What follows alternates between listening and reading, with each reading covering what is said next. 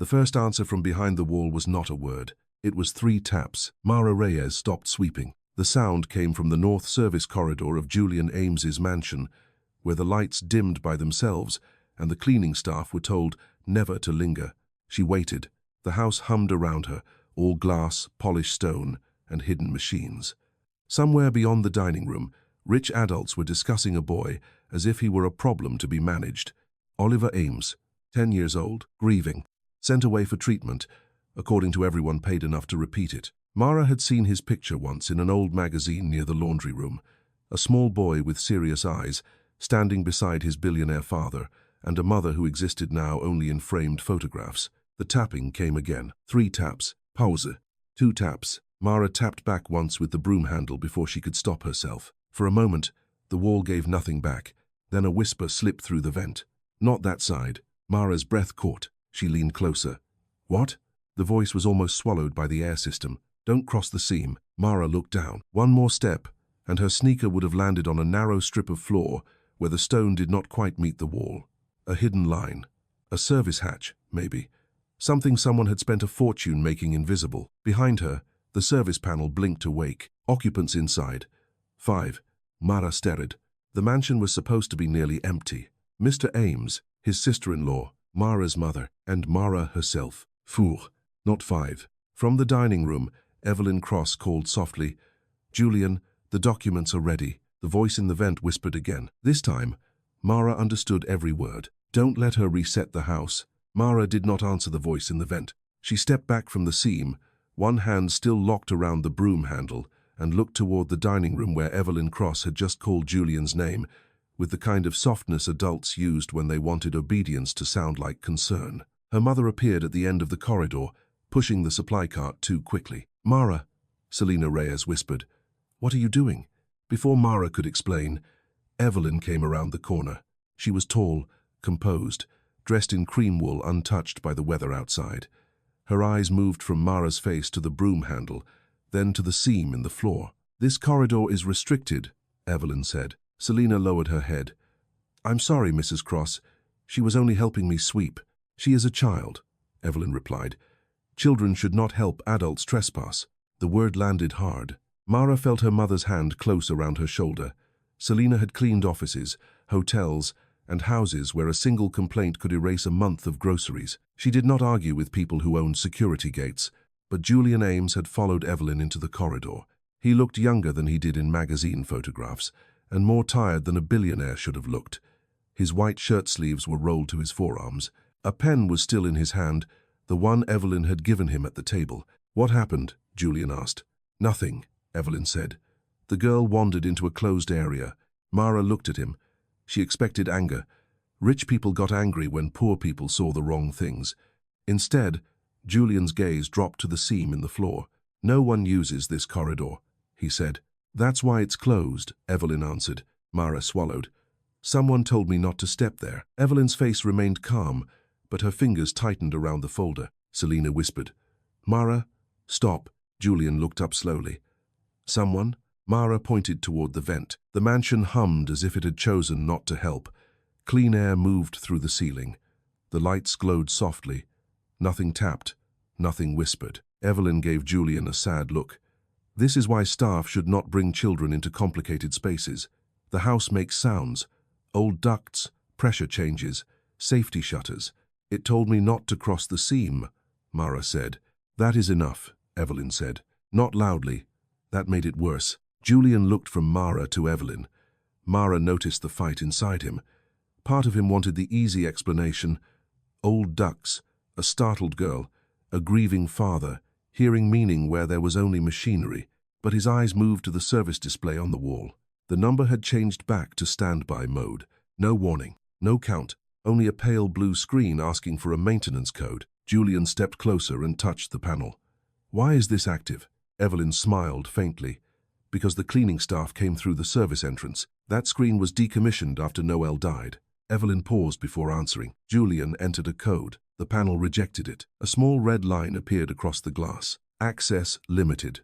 Household Continuity Administrator." Julian stared at the words. Evelyn moved beside him. "We changed several permissions after Oliver's episode. You approved the continuity plan. I approved medical privacy settings, Julian said, and household stability settings. Julian, please. Not in front of them. Them. Mara heard the word and knew exactly where she stood in the mansion. Julian turned toward Selina. How long has your daughter been here tonight? Since 8, sir, Selina said. The neighbor who watches her got sick. I should have asked first. Did either of you go upstairs? No, sir. Did you see anyone else enter? Selina shook her head. Mara looked at the vent again. Mr. Ames, your house said 5. Evelyn's voice cooled.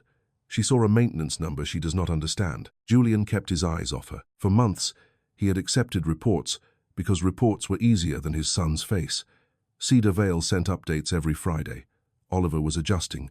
Oliver needed distance. Oliver reacted poorly to family pressure. Every sentence had sounded professional enough to keep Julian from asking the question he feared most. What if his son did not want distance? Julian looked down at the pen in his hand. The document waiting in the dining room would transfer emergency household authority through the end of the quarter.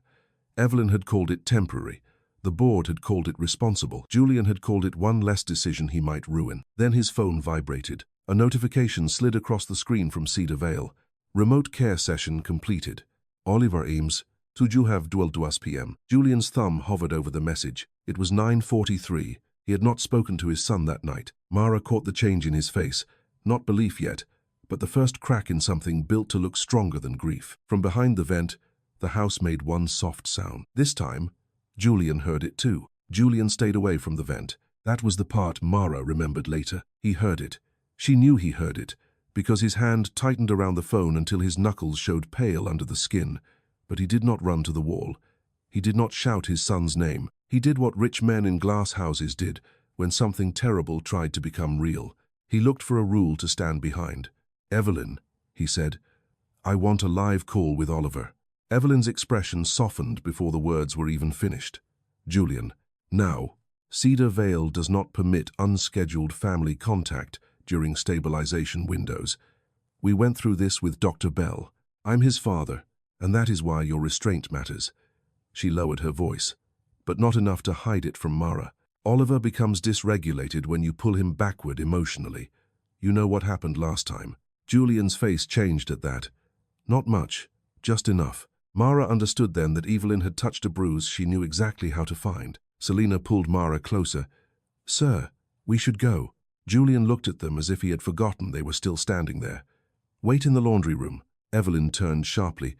That is not appropriate.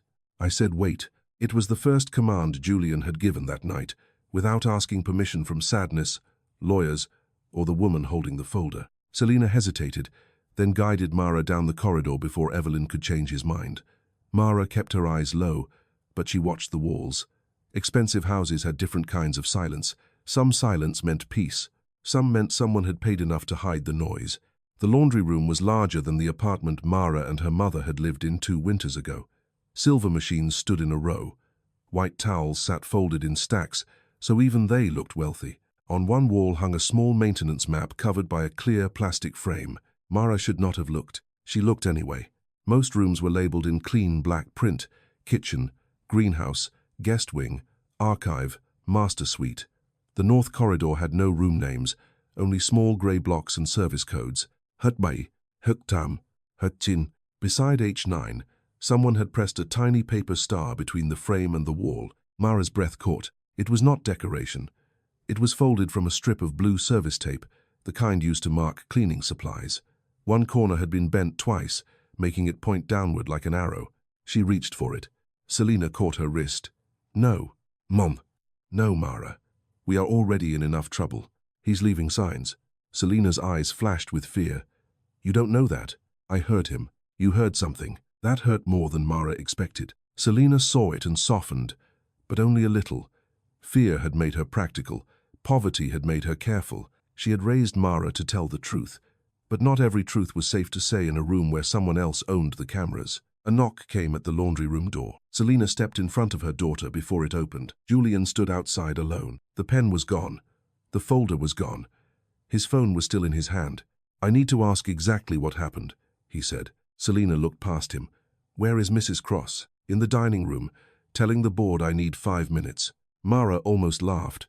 5 minutes felt like a strange amount of time to give a missing child. Julian noticed the look on her face. "I know," he said quietly. No apology followed. That made it better. Mara did not trust adults who used apologies like clean towels, soft and useless after the floor had already flooded. Julian stepped into the laundry room but stayed near the door, as if he knew moving too close would make Selina take Mara out the other side. "What did the voice say before I came?" he asked. Mara looked at her mother. Selina's face began her to stop, but the paper star pressed behind the map seemed to burn in the corner of Mara's eye. "It said not to cross the seam," Mara answered.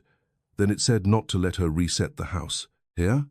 It didn't say a name. Julian nodded once, but the movement looked painful. Mara pointed to the map.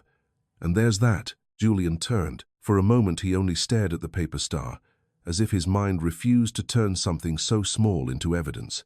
Then he removed the plastic frame with careful hands and took the star down. Blue tape, a bent corner, a tiny dark mark near the fold. Julian rubbed the mark with his thumb. "That's not dirt," Mara said. "It's pencil." He unfolded the star. Inside was one letter. Enno. Nothing more. Selina looked from the tape to Julian. "It could mean anything." "Yes," Julian said, but his voice had gone thin. Mara looked at him. "What does it mean to you?" Julian waited before answering. He walked to the row of machines and sat on the edge of a folding table like a man who had suddenly lost the strength to own the house around him. "My wife taught Oliver to find north when he was scared," he said. "She told him a house could feel too big if you didn't know where you were inside it." Mara thought of the voice in the vent. Thin, careful, still trying to guide someone else away from danger. "There may be more," she said. Julian looked at her then, truly looked. Not as staff, not as a problem, not as a child who had wandered where she did not belong. "How would you know?" Mara pointed to the maintenance map. "Because that star was pointing down." She crouched near the wall beneath H9. There was a dryer vent close to the floor. Its cover painted the same pale color as the wall. One screw sat slightly crooked. Selina whispered her name like a warning. Mara did not pull the cover off. She had learned not to break things she could not pay for. Instead, she slid one fingernail along the bottom edge. Something shifted inside. Julian knelt beside her and loosened the crooked screw with a coin from his pocket. The vent cover opened half an inch. A small object rolled out and stopped against Mara's shoe. A plastic compass, cracked across the glass. Julian reached for it, then stopped, as if touching it without permission might make it disappear. Mara picked it up and turned it over. Words had been scratched along the rim in uneven letters. "When the house gets too loud, find north." Julian closed his eyes once. When he opened them, he was no longer looking at the compass. He was looking at the wall. "Oliver," he said. From somewhere beyond the laundry room, Evelyn's voice floated down the hall, calm as a locked door. "Julian, they're waiting for your signature." Evelyn stayed outside the laundry room. She stayed in the doorway, where the hall light placed her shadow across the floor, and stopped just short of the compass in Mara's hand. Julian rose slowly. "No signature tonight," he said. Evelyn's mouth softened, but her eyes did not. "The board has already waited through one delay. Then they can wait through another. This is not only about paperwork." She glanced at Selina, then at Mara. "You are allowing a frightened child to turn household noise into a family crisis. The child found my son's compass. Your son hid things when he was overwhelmed. You told me that yourself." Julian looked down. Mara did not know what memory Evelyn had just opened, but she saw it work. Julian's shoulders lowered half an inch, as if an invisible hand had pressed on them. Mara hated that most adults did not need chains to hold someone still. Sometimes they only needed the right sentence. Mara expected Julian to defend her. He did not right away. He looked at the compass, at the paper star, at the small vent beneath the map. Then he looked at Evelyn. Why was Oliver's compass in the laundry room? Evelyn sighed as if he had asked something sad instead of something dangerous. "Oliver used to hide objects when he was upset. You know that. Noel called it his map-making phase." Mara watched Julian's face. Evelyn had not denied the compass was Oliver's. She had simply placed it inside a softer story. "That phase was 2 years ago," Julian said. "Grief makes children return to old behaviors. And the paper star? Also old behavior. The service panel." "Julian," Evelyn's voice lowered. "Listen to yourself." That was when Mara understood the trap. Evelyn did not have to prove every clue false. She only had to make Julian ashamed of needing them to be true. Selina touched Mara's arm. "We should leave now." Mara looked down at the compass. The needle trembled. At first she thought her hand was shaking. Then she set the compass on top of the dryer. The needle turned away from north and pointed toward the wall under the maintenance map. Mara frowned. She moved the compass left. The needle followed the wall. She moved it right. It followed again. "Mr. Ames," she said. Evelyn's head turned slightly. Mara kept her voice low. "This compass isn't pointing north. It's a child's toy," Evelyn said. "No." Mara picked it up and walked 3 steps away from the machines. The needle steadied. She stepped back toward H9. It pulled sideways again. "Something in that wall is making it lie." Julian crossed the room and took the compass, careful not to close his hand around it. He repeated Mara's movement, slowly, like a man testing whether the world would betray him twice. The needle bent toward the wall. His breathing changed. "There are magnetic locks in the old service hatches," he said. Evelyn answered too quickly. "There were. Most were removed during the renovation." "Most?" Mara said. The word slipped out before she could stop it. Evelyn looked at her then. Not angry, colder than angry. Julian knelt in front of the map again. "H9 is a laundry vent. What's behind it?" "Storage," Evelyn said. He touched the plastic map frame. "No, storage is marked series." For a second, no one spoke. Then Selina did something Mara did not expect. She stepped closer to the wall and looked at the map as if it were a stain no one else had cleaned properly. "H8 is scratched," Selina said. Julian leaned in. The printed code beside H8 had been scraped with something tiny. Not enough to erase it, just enough to roughen the plastic. Beneath the scratch, a second folded star had been wedged so deep into the corner of the frame that Mara had missed it. Selina pulled a hairpin from her button and slid the tip behind the frame. "Mama," Mara whispered. "I saw it," Selina said, not looking at her. The star came loose. This one was white, folded from the edge of an old medication schedule. Mara could see half a printed word on the outside. "Evening." Julian took it from Selina and unfolded it. Inside, in small, uneven letters, someone had written, "Count me where the house can't see." Evelyn reached for the paper. Julian moved it out of her reach. "It's his handwriting," he said. Evelyn's face tightened. "You cannot know that from 4 words. I can know my son's C." Mara looked at the note again. The C in count curled too far inward, almost closing on itself. A child's letter, a habit, a person. Julian held the paper with both hands now. Noelle used to tease him about that.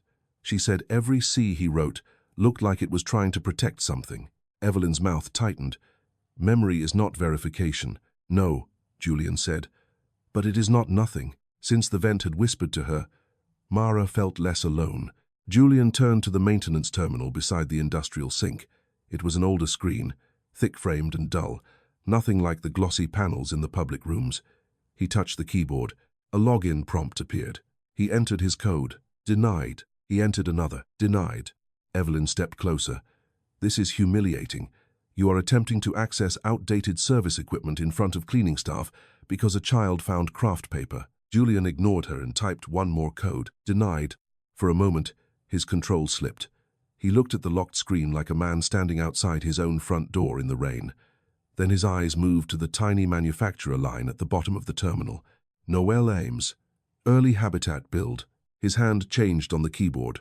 Not faster, more careful. He typed something Mara could not see. This time, the terminal opened into a restricted menu. Mara found only columns of device names and numbers. Most meant nothing to her. Airflow zones, vent dampers, humidity sensors, hatch relays.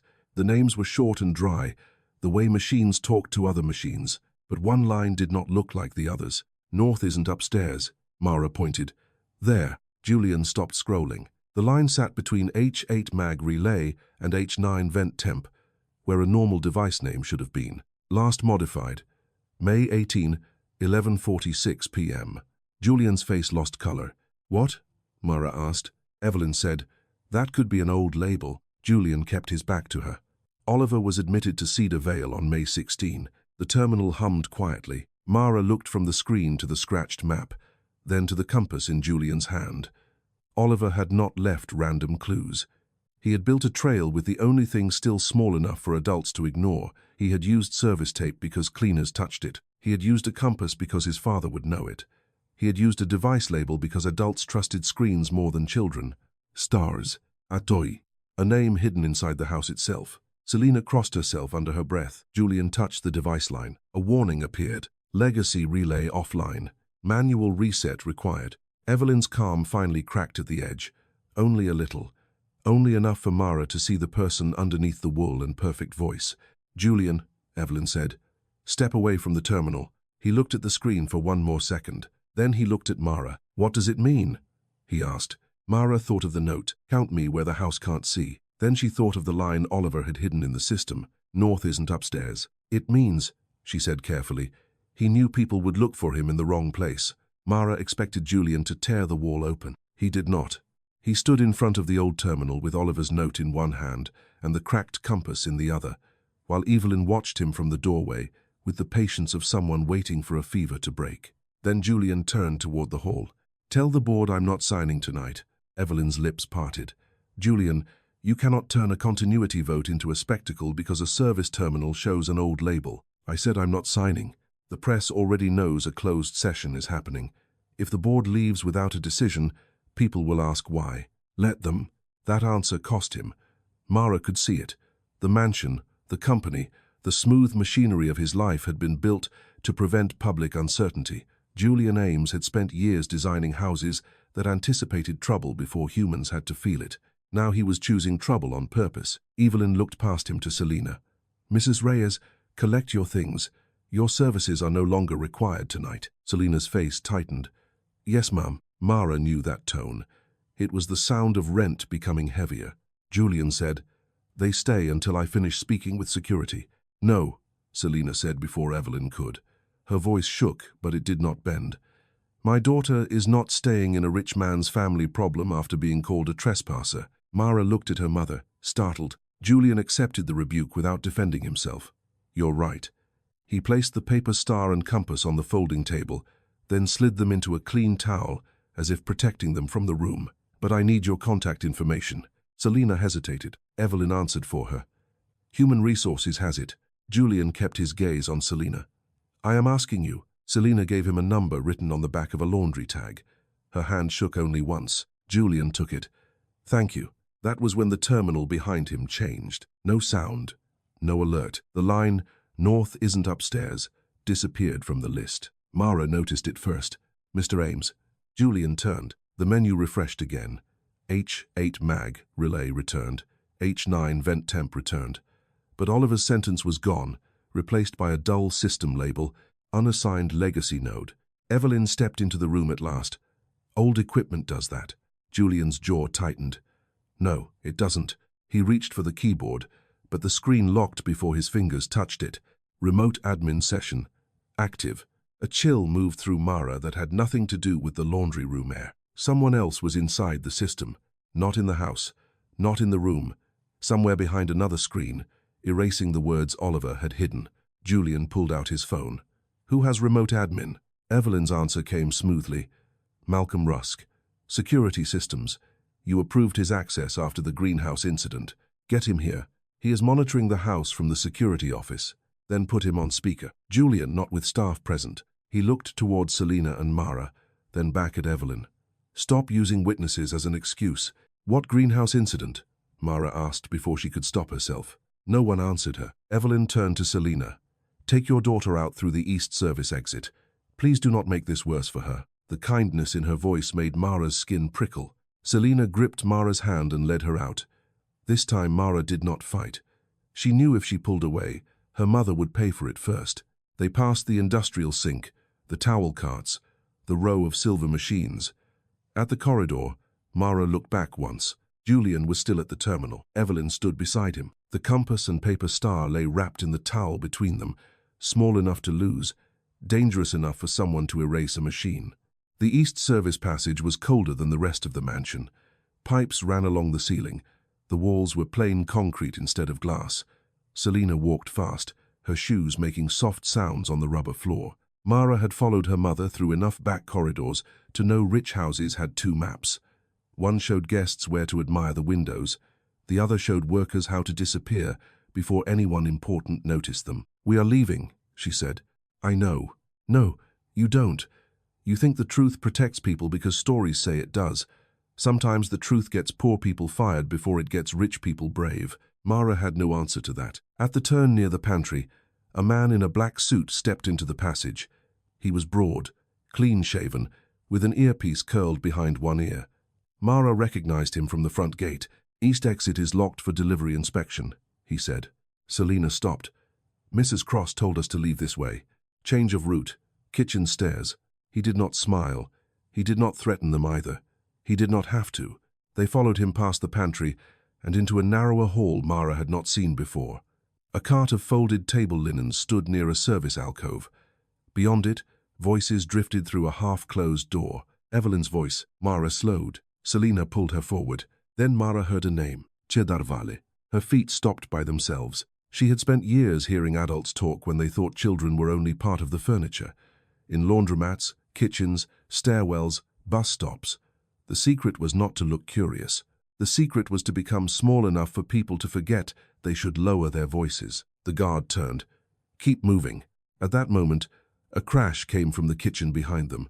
A tray, maybe. Glass breaking. Someone cursed. The guard looked away for less than 2 seconds. Mara slipped behind the linen cart. Selina's hand caught empty air. Mara knew she would be in trouble.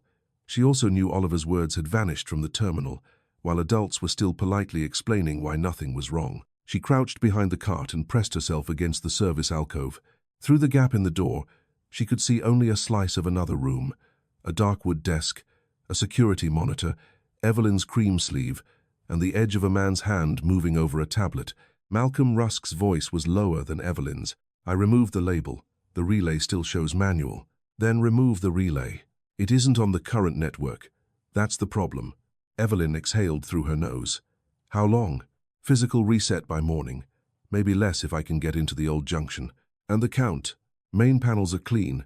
Service mesh is stubborn." Mara did not understand every word, but she understood enough. Evelyn moved closer to the desk. Julian saw the compass.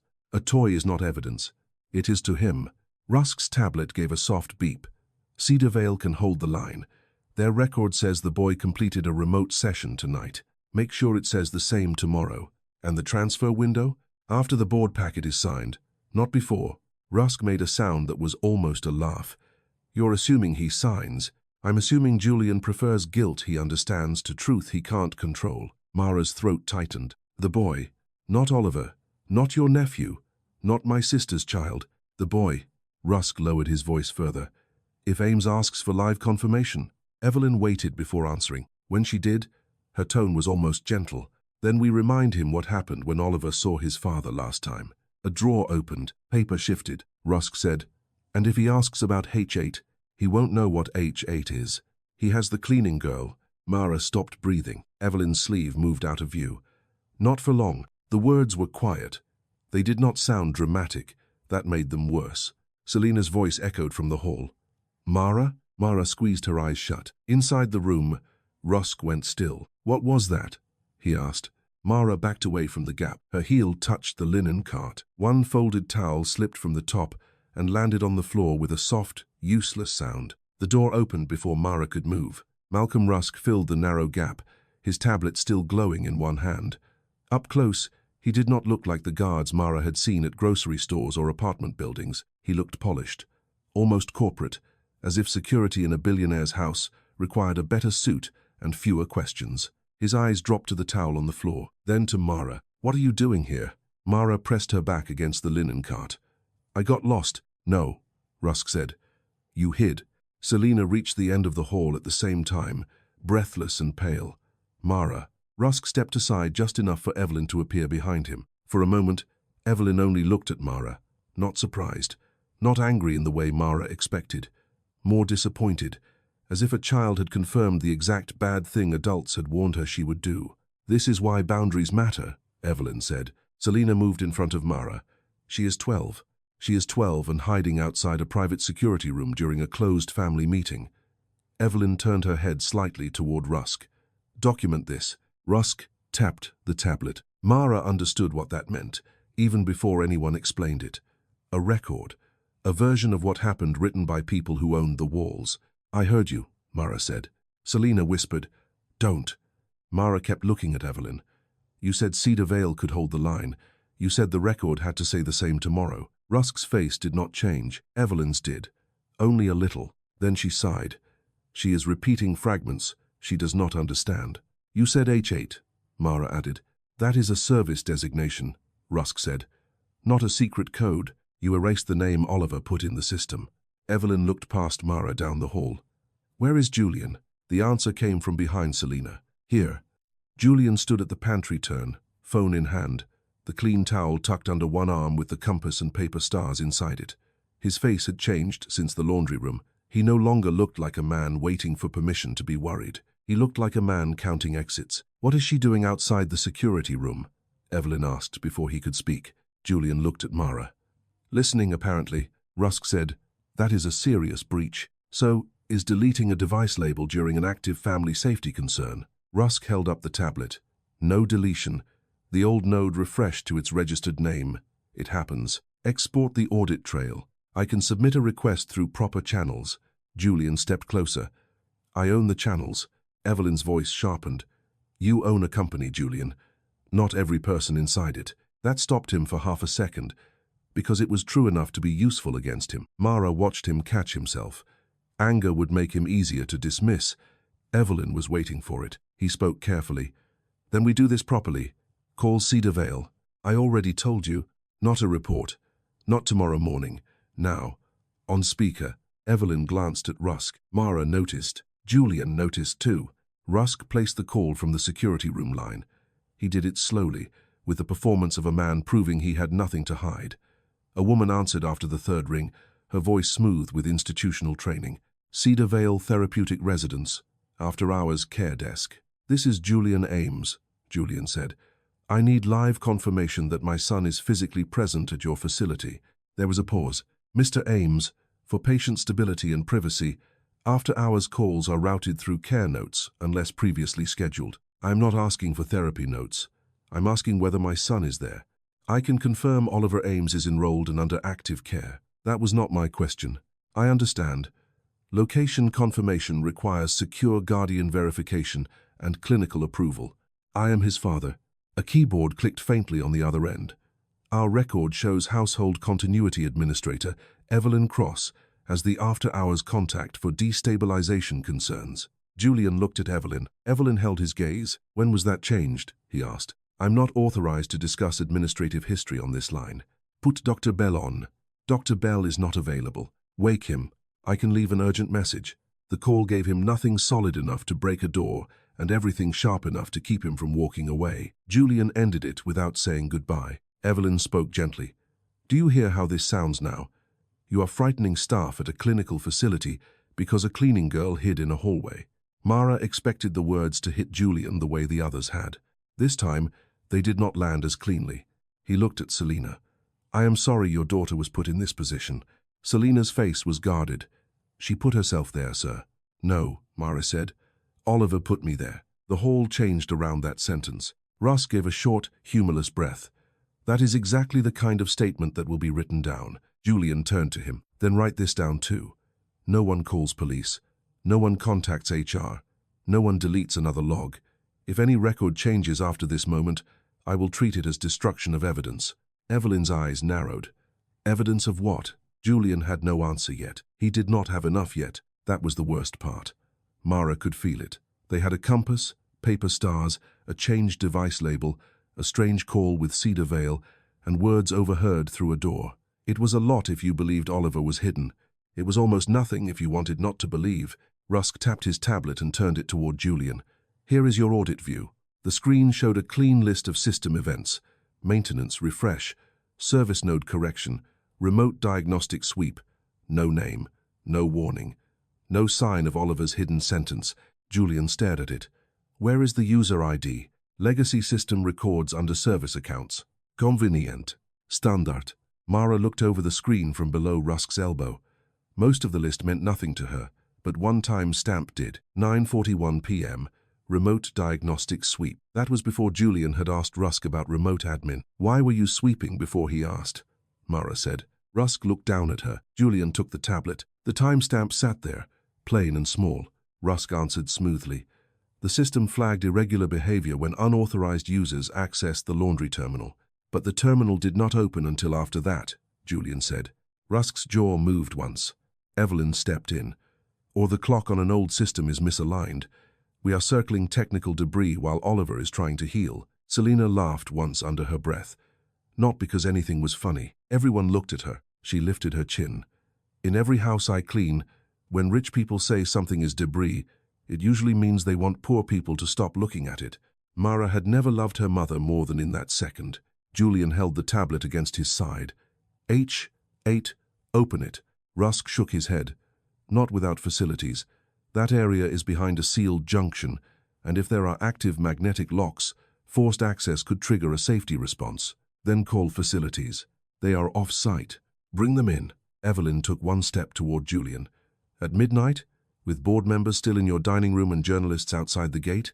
Think. I am thinking. No, you are reacting. The word echoed differently because part of it was true. Julian looked at the service hall, then at the towel under his arm, then at Mara. He wanted to open the wall. Mara could see that now. But wanting did not open sealed junctions, did not make Cedar Vale answer, did not turn suspicious fragments into proof strong enough to protect Oliver if Evelyn called them hysteria. Then the security tablet chimed. Rusk glanced down. For once that night, he moved too fast. Julian saw it and held out his hand. Give it to me. That's internal security traffic. Give it to me. Rusk did not. Mara caught only the reflection on the tablet glass before he tilted it away. A message banner, 2 words. Move him. Then the screen went dark in Rusk's hand. Mara looked at Julian. This time, she did not have to explain what she had seen. Rusk closed his fingers around the tablet before Julian could take it. What message was that? Julian asked. Internal security routing. I saw it, Mara said. Rusk looked at her as if she had tracked mud onto a white rug. You saw a reflection on glass while hiding behind linens. It said, move him. Evelyn's expression shifted then. The concern left her face, and something harder took its place, something clean and prepared. This has gone far enough, she said. Julian stayed where he was. Show me the tablet. Rusk held it at his side. I cannot expose internal security traffic to non-employees. I am not a non-employee. No, Evelyn said. You are a father in distress, standing in a service hallway at midnight, letting a child interpret technical fragments as a kidnapping. The word hit the hall like a dropped glass. Kidnapping. No one had said it until then. Mara felt Selina's hand settle on her back, firm and frightened. For a second, Mara wished she could be the kind of child who stepped backward when her mother needed her to. But Oliver's note was still in Julian's towel. Count me where the house can't see. A person did not write that because everything was fine. Julian spoke slowly. I want every device log preserved, and I want Dr. Bell on record before you destroy your son's treatment plan. Evelyn turned to Rusk. Call the dining room. Have Mr. Klein bring the packet. Evelyn, Julian said. No, you are going to look at the records you keep refusing to look at. She said it with such force that even Julian stopped. A few minutes later, a thin man in a navy suit entered the service corridor carrying a leather folder. Mara recognized him from the dining room, one of the board people, or one of the lawyer people. In houses like this, the difference was hard to see. Evelyn opened the folder on top of a service cart. Inside were printed care summaries, signed release forms, clinical notes, and photographs of Oliver in a plain room with pale curtains. He sat at a small table, holding a pencil. In another photo, he looked toward a window. In a third, a woman in scrubs stood behind him with one hand on a chair, not touching him, but close enough to claim care. Julian reached for the first page.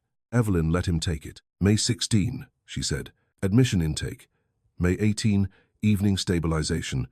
May 22, first successful remote support session. June 3, reduced family trigger response.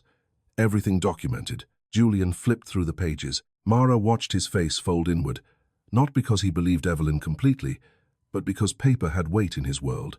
Paper with signatures, paper with letterheads, paper that poor people were never allowed to argue with unless they had better paper. Selina looked at the photos. That's him? Julian answered quietly. Yes. For one terrible moment, Mara felt the floor shift under the whole story. Oliver was there, or he had been. The thought was enough for Evelyn to move. You see, she said, softer now, this is not a hidden child. This is a sick child being pulled apart by adults who cannot bear restraint. I want live video, Julian said. And you'll have it through the proper channel. Evelyn nodded to Klein. The man opened a tablet case and placed the screen on the cart. A video loaded. Oliver Ames appeared on screen. Mara had only seen him in a magazine, and in small clues folded into the house. The boy on the screen was thinner than the photograph, his hair longer, his face pale in the flat light of a room that looked almost too clean. He sat at the same small table from the printed photos. A woman off camera said, "Oliver, can you tell your father you're safe?" Oliver looked toward the lens. "I'm safe, Dad." Julian's hand tightened on the edge of the cart. The boy's voice was quiet, real enough to hurt, small enough to make every adult in the corridor lean toward the screen without meaning to. Evelyn showed no triumph. That was part of her skill. She looked wounded for everyone. The video continued. The woman off camera said, "Do you want your father to visit tonight?" Oliver's gaze dropped. "No."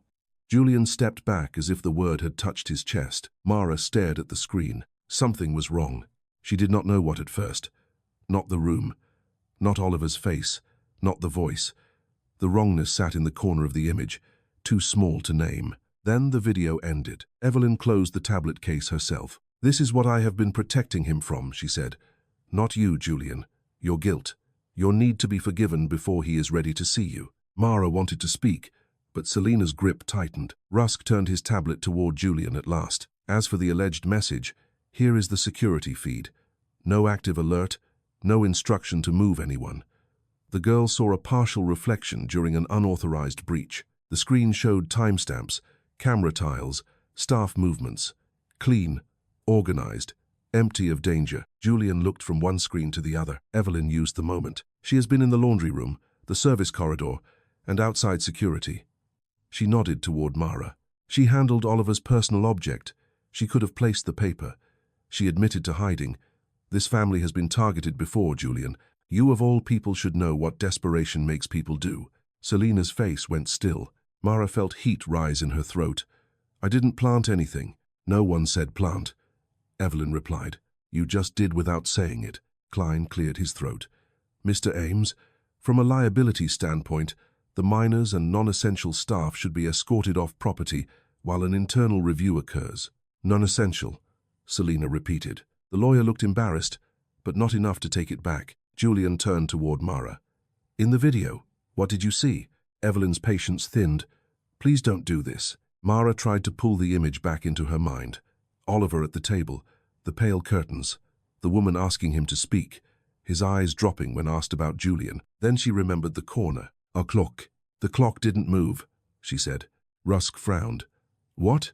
"In the photos, the clock over the curtain said the same time as the video." Evelyn answered before Julian could. "Treatment rooms often use covered or decorative clocks to reduce patient anxiety." "Then why have one?" Mara asked. "Because you are a child arguing with clinical design you do not understand." Julian opened the folder again and flipped back to the photographs. Mara leaned in. The clock was blurred, but the hands looked close. Maybe the same. Maybe not. Too blurry to prove, too real to ignore. Julian looked at Klein. "Send me copies of everything." "They are confidential clinical records," Evelyn said. "They concern my son. They concern his treatment." The distinction was small. That made it dangerous. Julian reached for the service panel near the hall. "Then we check the house again," Rusk said. "The main system has already refreshed." "Check it." No one stopped him. Julian entered a code. This time, the panel accepted it. The blue screen brightened. For a few seconds, lines of system text slid past. Then the count appeared. Occupants inside. 4. Mara felt the air leave her. 4. Mr. Ames. Evain. Selena. Mara. No fifth person. No hidden child. No house arguing back. Evelyn closed her eyes, as if relieved instead of victorious. "Julian," she said softly, "please stop before you hurt him more." Julian stared at the number. Mara stared too. Somewhere inside the mansion, if Oliver was still there, the house had stopped counting him. The number 4 did what Evelyn's words could not. It made the hallway obey her. Klein closed the leather folder. Rusk lowered his tablet. Even Selena's hand on Mara's shoulder changed, not softer, but heavier, as if the house itself had handed down a verdict and there was nothing left to argue with. 4 occupants. 4 people standing in a corridor full of expensive air and old pipes. No fifth signal, no hidden count. Evelyn gave Julian one more chance to accept the version of the night that would cost everyone the least. "Let Mrs. Reyes take her daughter home," she said. "I will call Dr. Bell in the morning. We will review the video together." Quietly. Quietly meant without Mara. Quietly meant with the proof back in Evelyn's hands. Julian looked at Mara, then at Selena. "You should go." Mara felt betrayed before she understood why. He had heard the vent. He had seen the compass. He had watched Oliver's hidden words disappear. Now he was sending her away like the problem had become inconvenient. Then Julian added, "Not with him." He looked at Rusk. Rusk's face stayed blank. Julian turned to Klein. "Have a car from the front gate. Take them home. No security escort. No report to HR. No police. No internal complaint." Evelyn's voice sharpened. "You cannot erase a breach because the child made you feel protective. I'm not erasing it. I'm taking responsibility for it." Klein shifted. "Julian, from a liability standpoint, from a human standpoint, she is 12. Selina's eyes flicked to him. She did not thank him. Mara liked that. Her mother did not hand out gratitude for basic decency. As they were led toward the front of the mansion, Mara looked back once. Julian stood alone in the service hall now, with Evelyn on one side and the lawyer on the other. The towel with Oliver's compass was still under his arm. That mattered. He had not given it back. Outside, the night air felt too wide. The glass mansion rose behind them, every window glowing as if nothing ugly could survive inside so much light. A black car waited near the fountain. Selina opened the rear door, then stopped. "Mara," she said quietly, "whatever happens next, you do not go back into that house without me." "I know." "Say it like you mean it." Mara looked at the mansion. Somewhere inside, a boy might have stopped being counted. "I won't go back without you." Selina searched her face and understood the missing half of the promise, but the driver was watching. She got in first. Before Mara followed, Julian came down the front steps. He had walked away from the board. Evelyn was not with him. Mara expected him to ask again what she had heard, what she had seen, what she could prove. Instead, he held out a small card with only a phone number written on it. "Text me the exact words you remember," he said. "Not what you think they meant, just the words." Mara took the card. "The video was wrong," she said. Julian's face tightened. "The clock?" And the way he answered. "The woman asked if he wanted you to visit tonight. He said no before she finished looking at him." Julian absorbed that. "You noticed where she was looking?" "At someone behind the camera," Mara said. "Not at him." The driver cleared his throat softly. Julian stepped back. "Go home." It sounded like an order. It felt more like a plea. The car pulled away from the mansion. Mara watched the glass walls shrink through the rear window until the lights blurred into one bright shape behind the trees. Inside the house, Julian returned to the dining room alone. The board members had not left.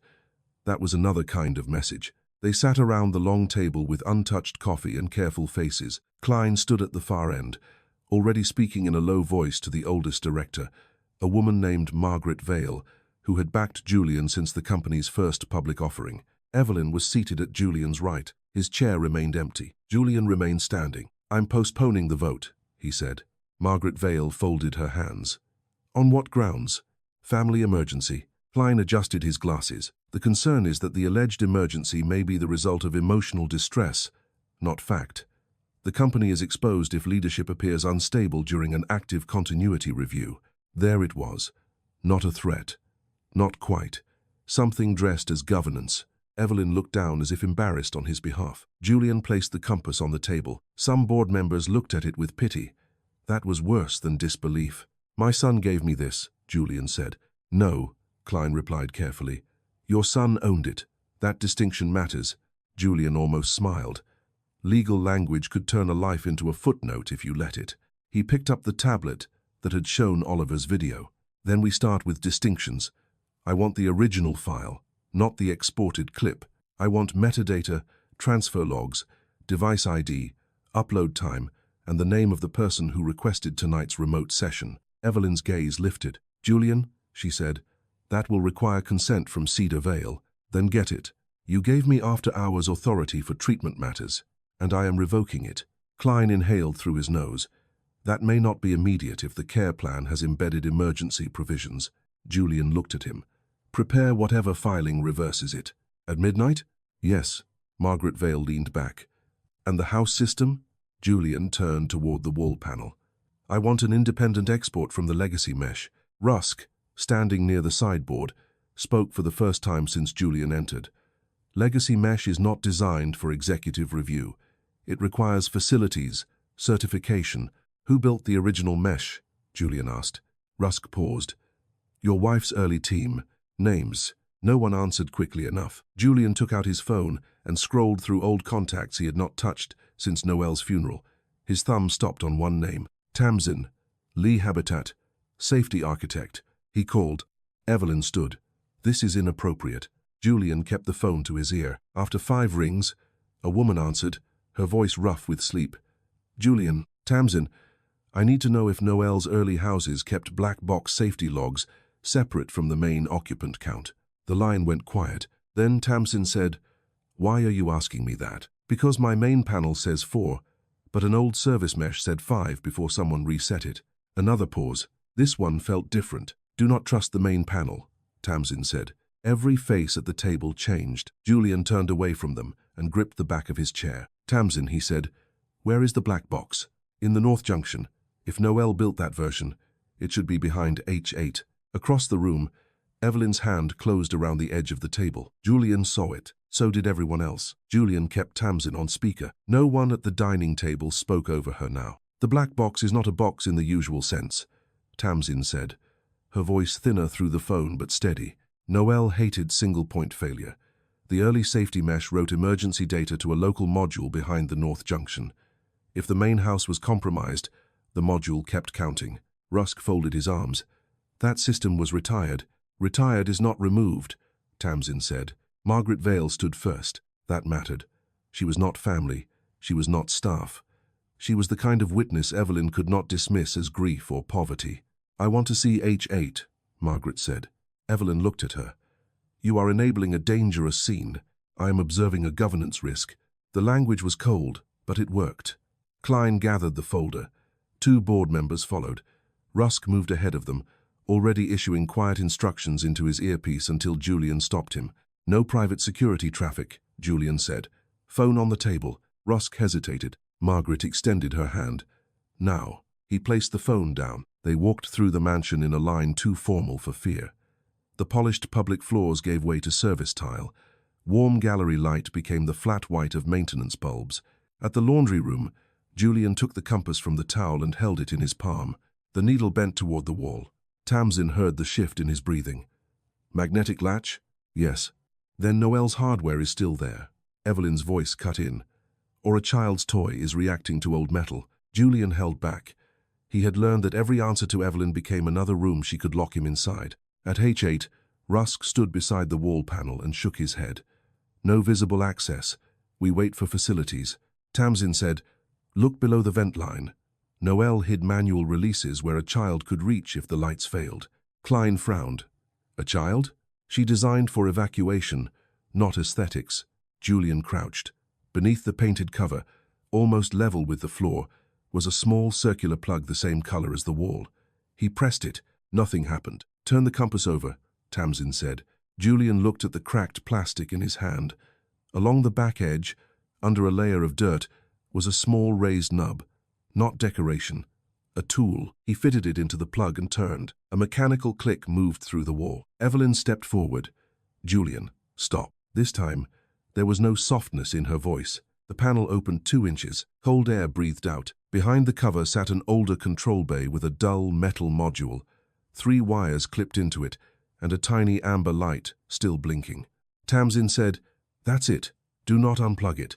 There should be a local read port. Rusk moved too fast. His hand shot toward the wires. Julian caught his wrist. The movement was not graceful. It was not cinematic. It was a father finally arriving half a second before another man erased his child. Rusk tried to pull back. Margaret said, Mr. Rusk, step away. Klein had already taken out his phone. This is now being recorded. Rusk stopped resisting, but his face had lost its professional emptiness. Julian plugged the terminal cable into the module with Tamsin guiding him through each step. The old screen in the laundry room flickered, failed, then returned in plain text. Legacy safety. Log. Recovery. Tamsin read the codes as Julian scrolled. Fire mesh active. Service count active. Child safety tag active. Julian's voice broke on the next line before he could read it aloud. Tag. Oliver Ames. Status.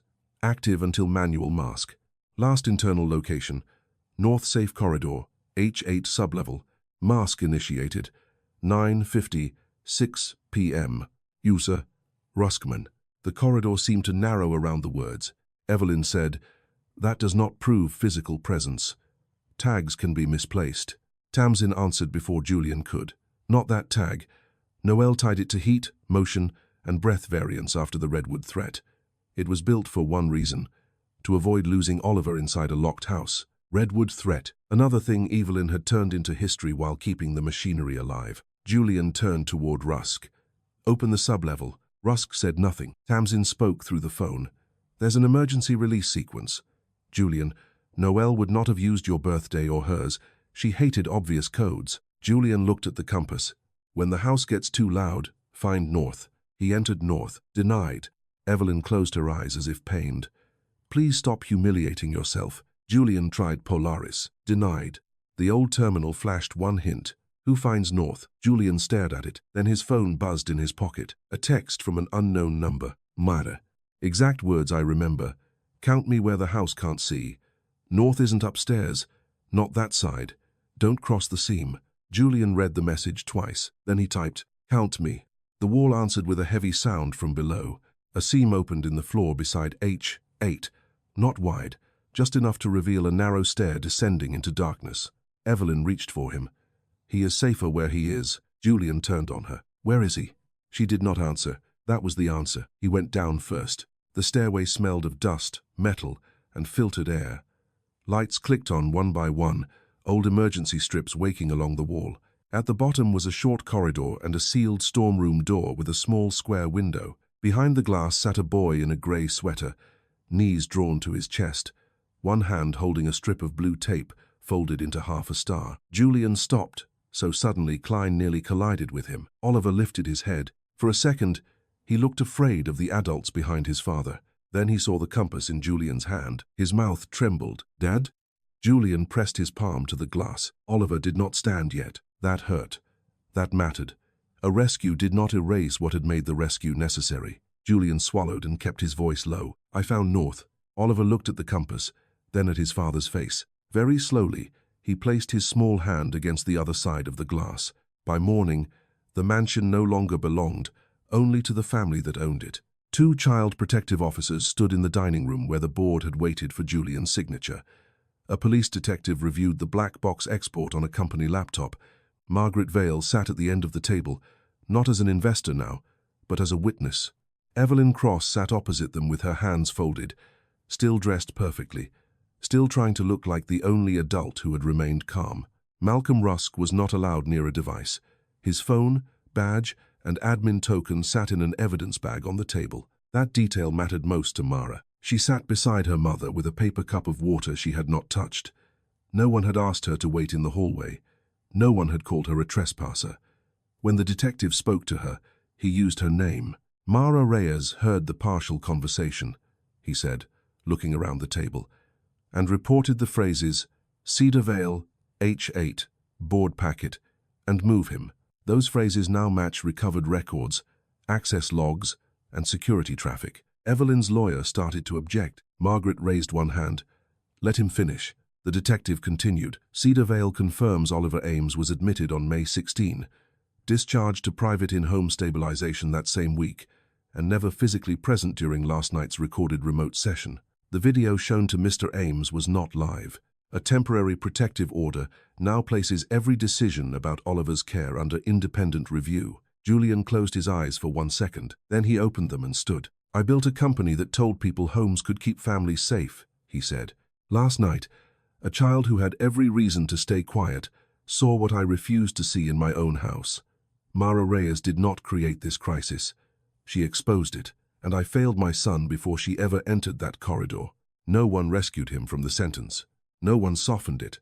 Across the table, Evelyn finally looked away. At last, the room she had controlled did not answer to her voice. 3 weeks later, Oliver still did not sleep with the door fully closed. Julian accepted that. He moved a chair into the hallway outside Oliver's room and sat there each night with a book he rarely finished. Sometimes Oliver asked if he was still there. Sometimes he did not. Julian answered every time anyway, "I'm here." He had learned that presence was not a speech, it was not a system, it was not a report arriving on schedule from people who sounded qualified. Presence was a chair in a hallway at 2, 13 inches the morning because your son had asked for the door to stay open just a little. The mansion changed slowly, not because Julian ordered every wall torn out. Oliver did not want that. He said the house had not hurt him by itself.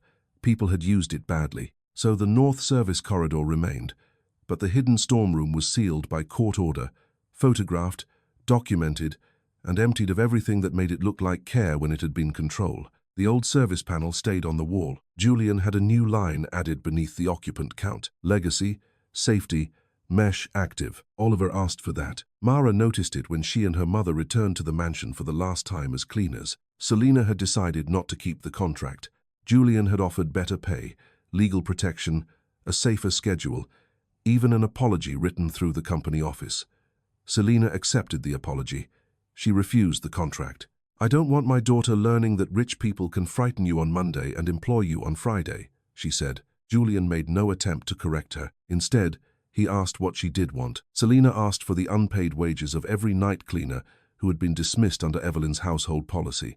She asked for the security complaint against Mara, erased in writing. She asked for a letter stating that her daughter had assisted in a child safety investigation. Julian signed all three. Mara read the letter twice in the parking court, pretending she did not care as much as she did. Oliver came outside before she left. He was thinner than his magazine picture, and quieter than the voice in the vent. He stood beside Julian but not touching him. In one hand, he held the cracked compass. "I fixed the back part," he said. Mara looked at the little raised nub that had opened H8. "You knew it was a key? My mom told me it could open something if I ever got lost." He looked down. "I didn't know if anyone would understand." "I didn't," Mara said. "Not at first." That made him smile a little. Then he held out something made from blue tape. A paper star. This one was finished, all 5 points folded tight. Mara took it carefully. "Does it mean north?" she asked. Oliver shook his head. "It means somebody answered." Mara closed her fingers around it. Across the drive, Julian watched them without interrupting. That was another thing he had begun to learn. Not every silence needed to be filled by a father trying to make up for lost time. The investigations were not over. Cedar Vale faced review. Rusk had lawyers. Evelyn's name still moved through court filings and board minutes, like a stain people wanted to wipe without touching. Nothing became simple, but Oliver no longer had to hide inside the house to be counted. And Mara Reyes, who had entered the mansion with a broom and instructions to keep her eyes down, left through the front gate with her head up, a letter in her pocket, and a small blue star in her hand.